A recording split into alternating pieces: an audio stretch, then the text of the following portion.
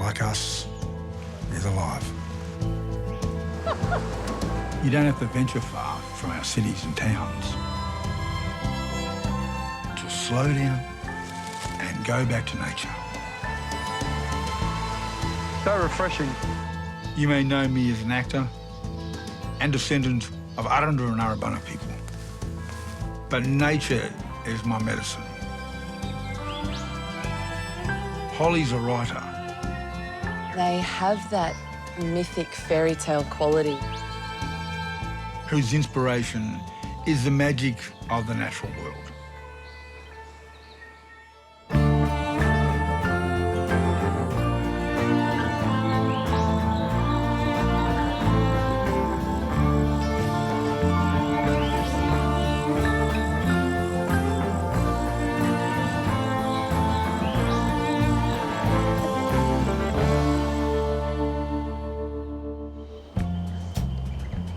Just outside Melbourne, there's a place where time feels elastic. We yarn on country, take in mysteries of hanging rock or Ngannelong, and connect with sacred rock and deep history.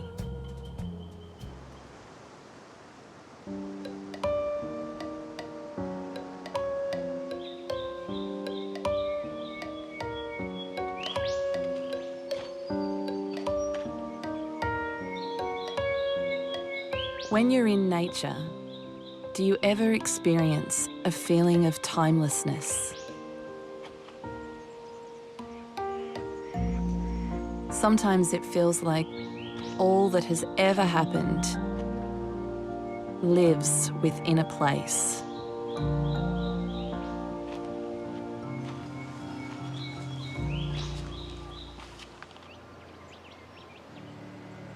Just 40 minutes from Melbourne City, we visit Organ Pipes National Park, Wurundjeri country. Then head further north to the Macedon Ranges and walk around Hanging Rock, or Taungurung, before arriving at an ancient quarry, Wurrung.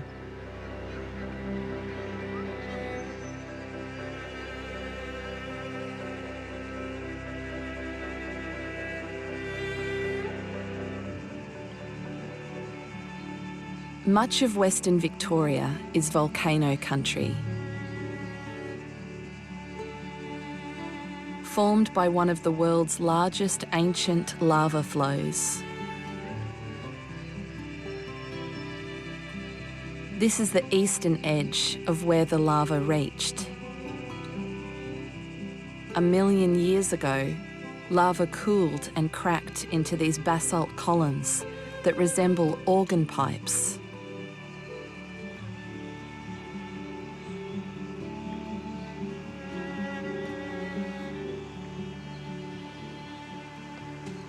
Someone who feels a strong connection to this place is Indy Clark, head of the Victorian Koori Youth Council.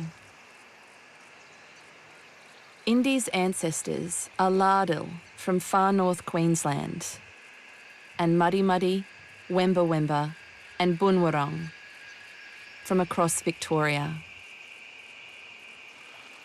This is not his traditional country, but he is always drawn here.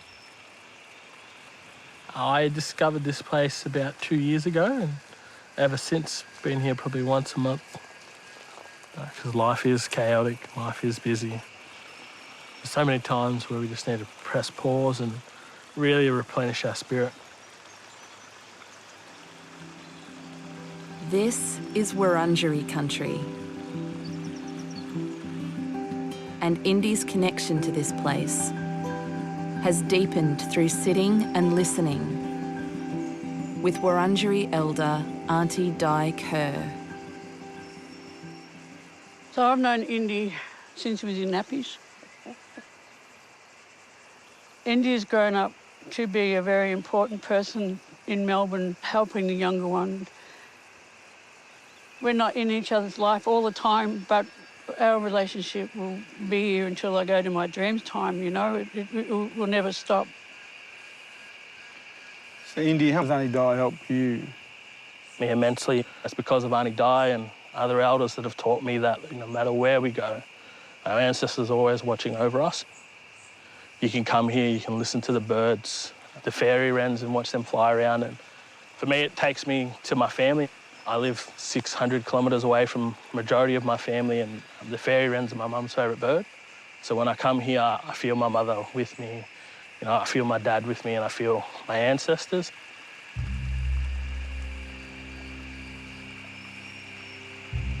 Auntie Di, what does belonging feel like for you when you're on country? My country is my mother, so I belong to her. The land is her, the waterways are her veins. Even myself going to someone else's traditional country in Australia, if I don't know where I'm going, I find out whose country it is. The main thing is to always acknowledge that you're on country, because acknowledging that and acknowledging their ancestors, it actually helps you feel safer on country.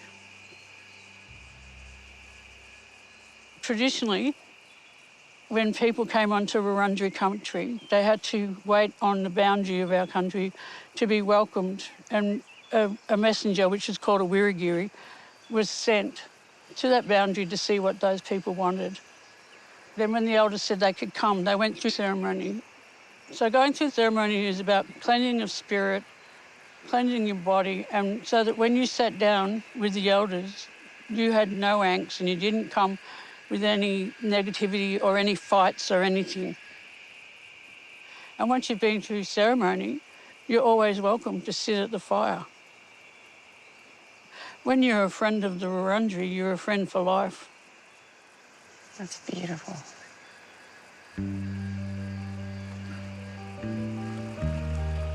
We need to find those spaces where we can just be still, be with ourselves. Our old people did this a long, long time ago and have done it for generations and generations. Is there a place nearby that you're drawn to? What country is it on?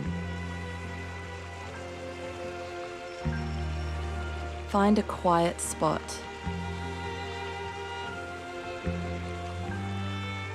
Acknowledge the country and the ancestors who are there.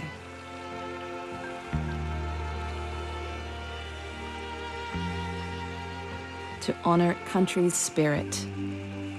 Take a photo of country and share it with us, along with a name, at #BackToNatureAU.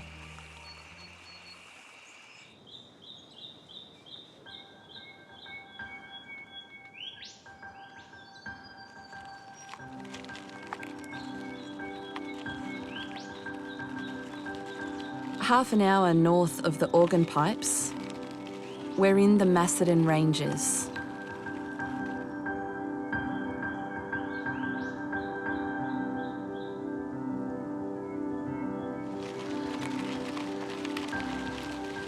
Riding with a rider.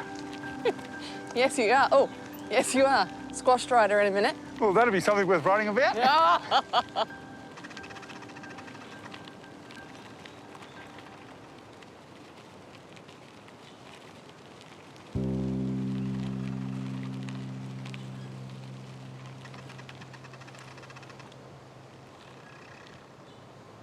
These forests were once the haunt of bushrangers.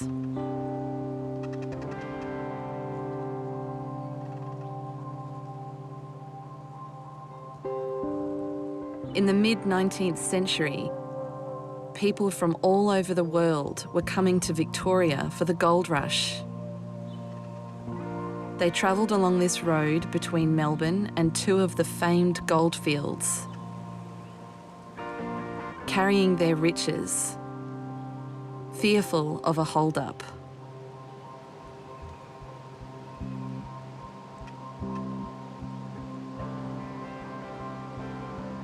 It feels really exposed being on this track. Yeah, it's kind of ambush country. If some of these trees could talk. See, now that tree could tell you a story. Yeah, I reckon that one's seen some things. I think he's seen it all.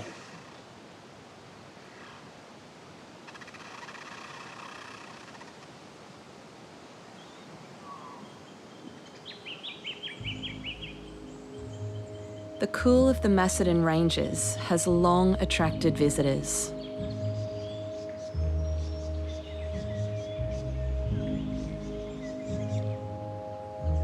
Lichen and mosses also thrive in the clean, fresh air.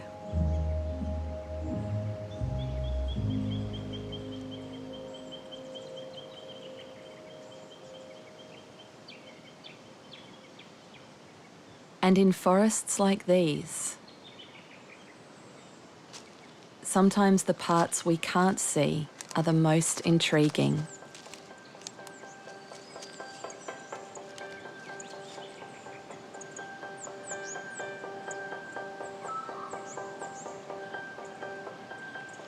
And we're wandering into a complex family.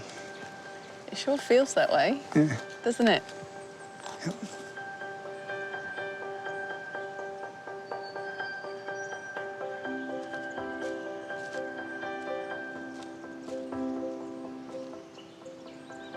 Beneath the forest floor, long strands of fungi weave through the soil, connecting the trees' root systems. Called mycelium, the fine fungi carry nutrients between trees, moving resources from stronger trees to saplings, so the entire community thrives. If a tree is under attack from a pest, the fungal network can even carry electrical and chemical signals to neighbouring trees, warning them to increase their defence enzymes. This network has been dubbed the Wood Wide Web. In the magic of the ground, they're talking to each other all the time, so that healthy trees help sick ones heal, older trees look after younger ones. That communication is all happening where we can't see it.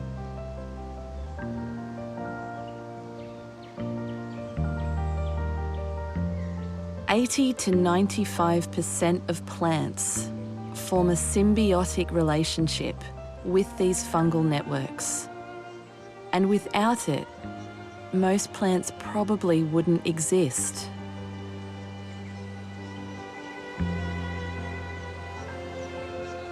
The forest is a place of sharing.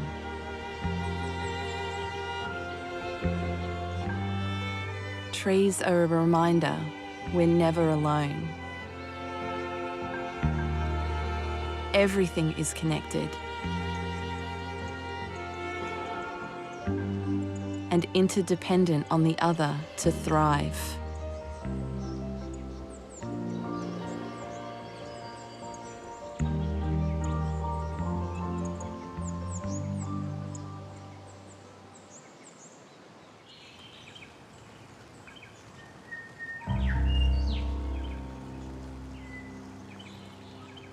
One of the most famous sites in the Macedon area is Ngannelong, or Hanging Rock.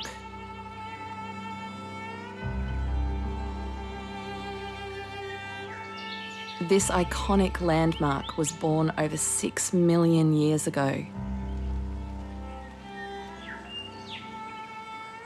when magma poured through a vent opening up from the centre of the Earth.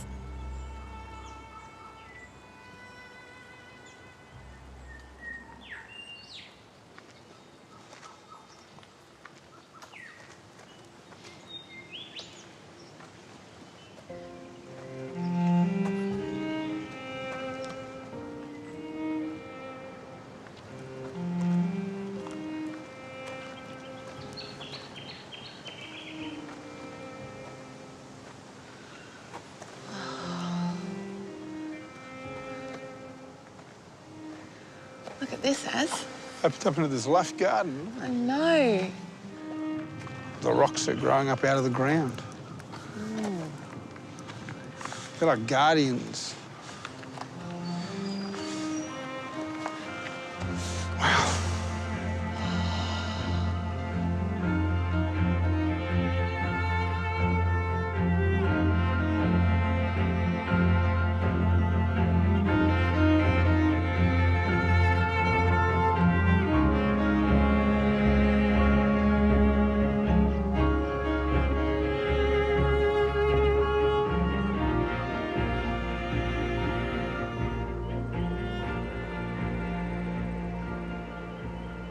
In recent decades, the iconic book and film about a picnic here introduced the mysterious hanging rock to a large audience. Yet it's been a significant landmark for a long, long time. It touches the boundaries of Wurundjeri, Wurrung and Taungurung nations, who've lived in the rock's presence for at least 26,000 years. Medicine women collected healing plants. And around the base of the rock, big ceremonies and inter-clan gatherings were held.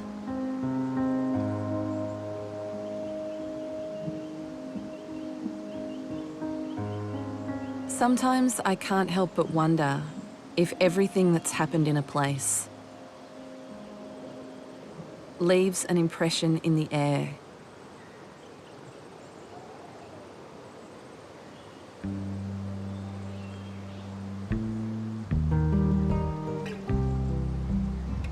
Joan Lindsay, the author of Picnic at Hanging Rock, had a lifelong connection to this place. Around 1900, when she was 4, Joan was here on a family picnic when she wandered off by herself and had a profound experience, the details of which she would never reveal.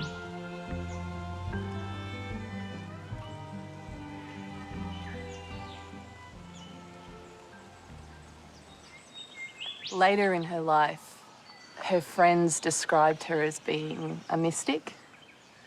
They said she had a really deep sense of connection with nature in this place. And they said that sometimes Joan knew things before they would happen.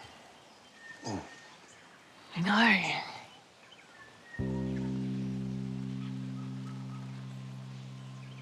Joan had an unusual relationship with time and experienced what she called time slips, tears in the fabric of reality.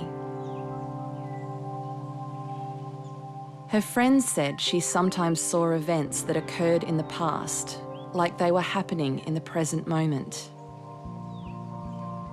She resonated with Einstein's idea that the distinction between past, present, and future is only a stubbornly persistent illusion.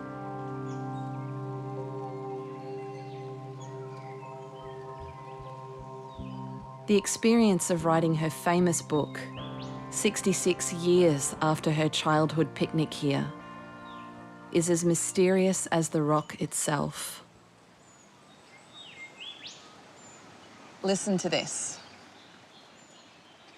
One bleak winter's day in 1966, Joan, now aged 70, woke in the morning after having a peculiar dream with unusual clarity, centering on a picnic at Hanging Rock. It felt so real she could still feel the hot summer breeze blowing through the gum trees when she woke, and hear the laughter and conversation of the people at the picnic. She began writing every detail of the dream down. That night, she dreamed again. The following day, she wrote it all down. The book was finished in less than 2 weeks. Wow. This place must have had a huge impact on her. To dream it, to welcome it, to channel it. Oh, well, we'll see how you dream tonight. And we'll see what you write tomorrow. God, I wish.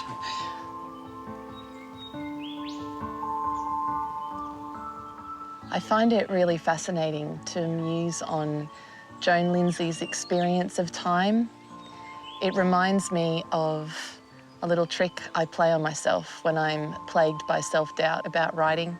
And I say to myself, go to your desk, write for 10 minutes and see what happens. And the next time I look at the clock, 2 hours has passed and I don't know where that time has gone because I've been in the world of story. The non-linear concept of time, sensed by Joan, is also perceived by many First Nations cultures, for whom time has an eternal quality.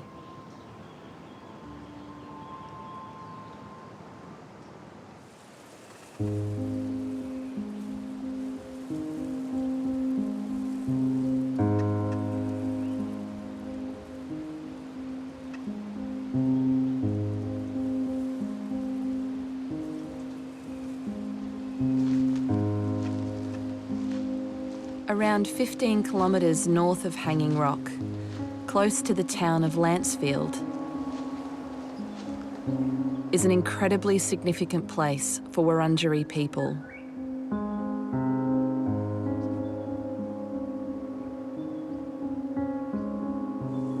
Welcome to Neighbouring, which means home of the stone axe. We've been invited here by Uncle Dave Wandin.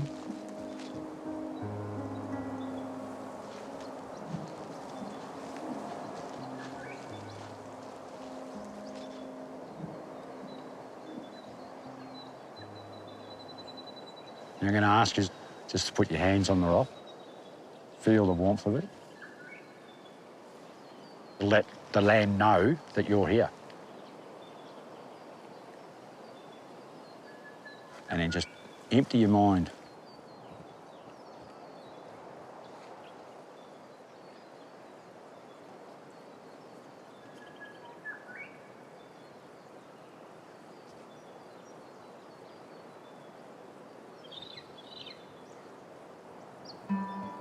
Bunjil the eagle, the creator spirit for Wurundjeri, saw the good work his people were doing on this land. So left this rock to signify that he would always protect this place and ensure it would be passed down for generations to come. Greenstone is a product of intense volcanic activity and was quarried at this site for 26,000 years.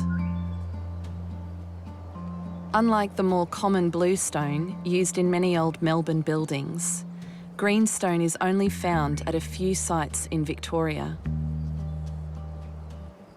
A very tough basalt rock, it's perfect for making axes.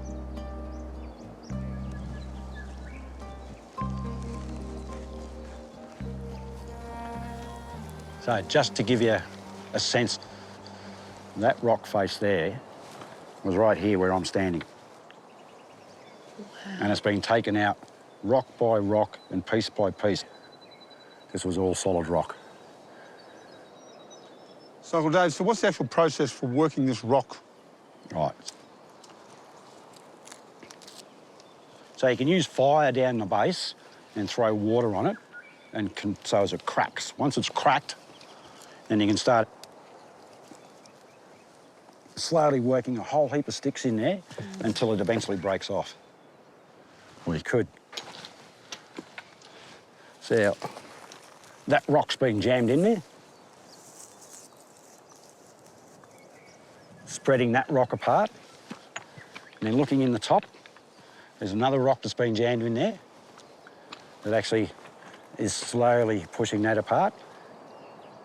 You'd have to come back every day, yeah, with a lump of wood, and you just keep knocking it in. And eventually you'll take out that whole slab. The rock will only give you what it wants to give. And it's about having that sense of time that nothing needs to be done in a hurry. You know, you will get there if you just work at it long enough.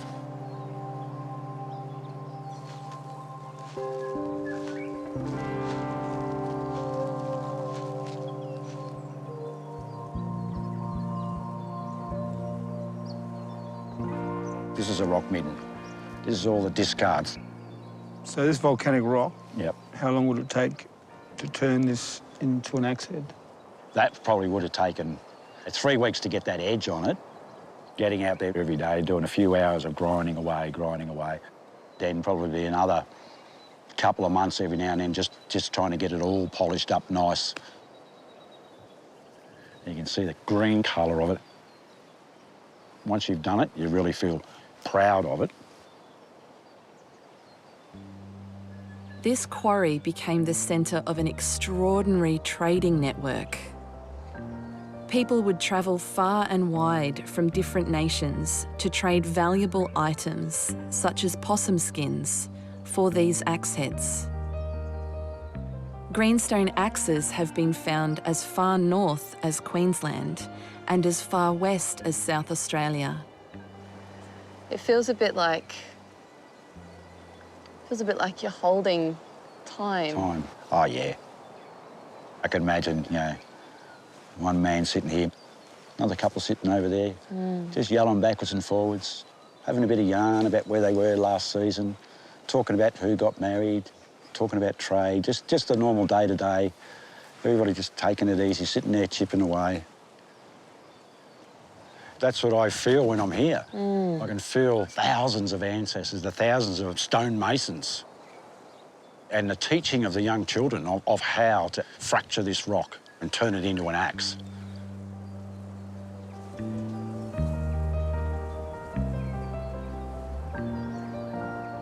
We're just sitting here, this quarry gives you a sense of pride.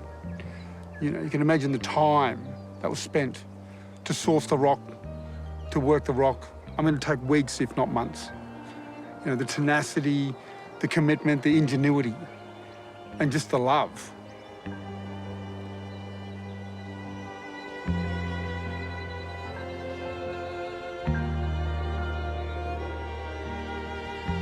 Country is a keeper of time. In rock, in the land, and in the air. When we listen, when we sit quietly, we can feel the layers of time that exist.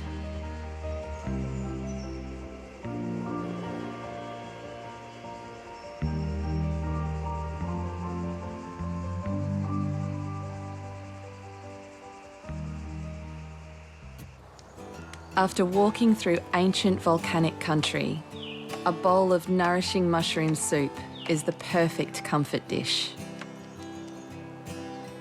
Brown off some chopped bacon and onion. Add some soaked porcini and fresh mushrooms. Add a good amount of stock. Season with chives. Simmer for 15 minutes. Add an egg yolk, more chives, cream, and gently stir. And enjoy with some freshly baked damper.